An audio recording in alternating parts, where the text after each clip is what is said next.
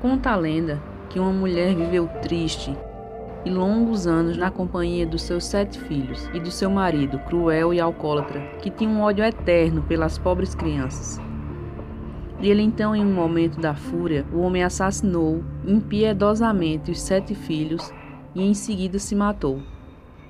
A mulher, não se contendo em lágrimas e a enorme culpa por não tê-lo impedido, se suicidou logo após. Desde então, dizem que a alma dessa mulher foi condenada eternamente e que ela tinha que pagar penitência todas as noites, vagando pelo mundo com as mãos cobertas de cinzas e brasas de fogo, carregando o caixão do seu marido e dos seus 7 filhos. Ela também chora desesperadamente, murmurando: "Meus filhos, onde estão meus pobres filhos?"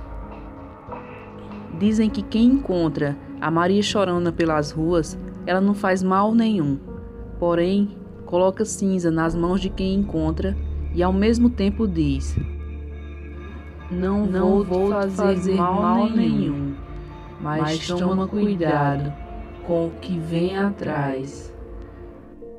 Muitos acreditam que quando ela diz isso, se refere ao marido, que vem sendo arrastado por ela dentro do caixão, logo atrás.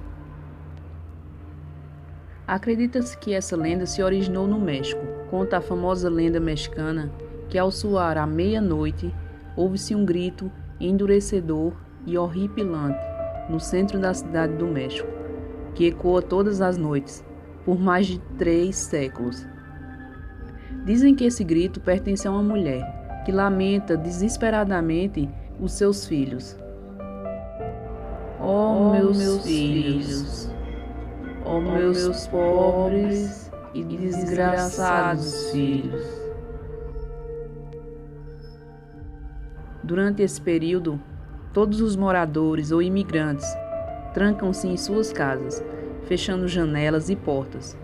Alguns alegam terem visto essa mulher chorando e que seria a Chorona, a mulher que chora vagando por todos os cantos da cidade, com as roupas sujas e manchadas de sangue. Cada lugar tem suas lendas urbanas, histórias que ganham forças popularmente e entram para o folclore local, sendo passadas oralmente de geração em geração. Muitas dessas histórias são de terror e suspense, usadas para tentar controlar as crianças dentro de casa. É o que originou boa parte dos contos de fadas, por exemplo. Assim que surge a história da Chorona, muito conhecida em todo o México, especialmente entre as crianças, que ouvem o relato dos seus pais e crescem com a ameaça da mulher misteriosa que pode raptá-las caso não se comportem bem.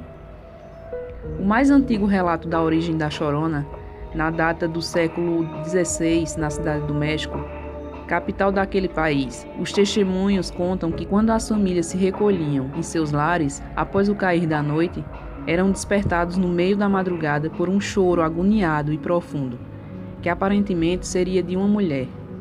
Daí então ela começou a ser chamada de a Chorona. A recorrência da aparição aumentava em noites de lua cheia. Quando o choro começava no meio da noite, poucos eram aqueles que tinham coragem o suficiente para sair de casa e verificar o que acontecia. Dos que sobreviveram, os testemunhos afirmam haver sempre uma neblina muito espessa próximo ao solo, e no meio dela uma mulher, vestida de branco, com um véu da mesma cor cobrindo o rosto. Com o passar do tempo, o vulto de uma mulher passou a ser visto em mais de uma cidade, desaparecendo sempre quando chegava a uma cidade a 1 hora de distância ao leste da cidade do México. Embora o conteúdo da história seja sempre o mesmo, há variações na motivação e nos detalhes, porém todas elas envolvem uma mulher que perdeu o filho. Uma das versões conta a história de Yotzin, que se mudou para Xochimilco com seus 2 filhos e sem marido. Passou a cultivar flores em uma chinama, uma espécie de canteiro de madeira flutuante. Um dia, porém, voltando do trabalho com os filhos, ela viu que sua casa estava pegando fogo. Desesperada, a mulher correu para apagar o incêndio, deixando os 2 filhos no barco onde estavam. O barco flutuou à deriva por muito tempo, e as crianças acabaram caindo na água e afogando-se. A mulher ficou transtornada com a perda, chorando dia e noite sem fim. Aos poucos, ela também foi morrendo de depressão, mas os seus lamentos continuaram sendo ouvidos pelo povoado à noite até hoje. A vinda dos espanhóis em 1500. Outra versão da história data da época em que os espanhóis chegaram às Américas no século XVI. Nessa época, uma belíssima jovem arrebatou o coração de vários rapazes, até que um deles finalmente a conquistou. Apaixonados, os dois se casaram e logo tiveram um filho. Um dia, quando o menino ainda era pequeno, o pai saiu para trabalhar, mas nunca mais voltou. A jovem teve que criar o filho sozinha. Mas logo, um rico fazendeiro lhe propôs casamento, porém com uma condição: ele não queria o filho de outro homem. Transtornada, ela voltou para casa e convidou o filho para um passeio pelo lago. Quando lá chegaram, a mãe foi para a parte mais funda do lago e chamou pelo menino, o incentivando a ir para a parte onde não dava pé. Quando a criança alcançou, ela o empurrou para baixo da água, afogando enquanto o menino se batia lutando pela própria vida, até não mais se mover. A jovem deixou o corpo do menino ser levado pelas águas. Então voltou à casa do fazendeiro e lhe contou o que havia feito. Cheio de repulsa, o homem a expulsou de casa. Foi então que a mulher se deu conta de que havia perdido tudo. Então ela voltou para o lago e se suicidou. E desde então se ouve o choro da mulher arrependida pela perda do filho querido. Uma terceira versão é apresentada no filme. No longa, A Maldição da Chorona traz a história de uma mulher mexicana muito bela, que se apaixonou por um rapaz e se casaram. Tiveram 2 filhos. Com o passar do tempo, porém, o rapaz acabou se envolvendo com uma outra mulher e abandonou a família. Cheia de raiva e ciúme, a esposa resolveu se vingar do marido, tirando-lhe aquilo que lhe era mais precioso, os seus filhos. A mulher levou as 2 crianças até o rio e as afogou ali. Depois de um tempo, ela se deu conta do que havia feito e, enlouquecida, gritou e chorou pela morte dos meninos. E até hoje, ela se lamenta pelo que fez. Por isso, busca outras crianças na região para substituir os filhos assassinados. De acordo com outra lenda mexicana, essa mulher trata-se de Dona Luísa de Oliveira, uma índia de grande beleza, amante de um rico chamado Dom Nuno de Montes Claros, de quem tinha 2 filhos e amava cegamente. A jovem índia sonhava com o dia em que os 2 se casariam, mas seus sonhos foram destruídos quando Dom Nuno deixou a moça e nunca mais apareceu. Solitária e desconsolada, Dona Luísa tomou coragem e resolveu ir até a nobre mansão da família influente e popular Montes Claros, e se deparou com uma grande e bonita festa, na qual se celebrava o casamento de Dom Nuno com uma rica e nobre espanhola.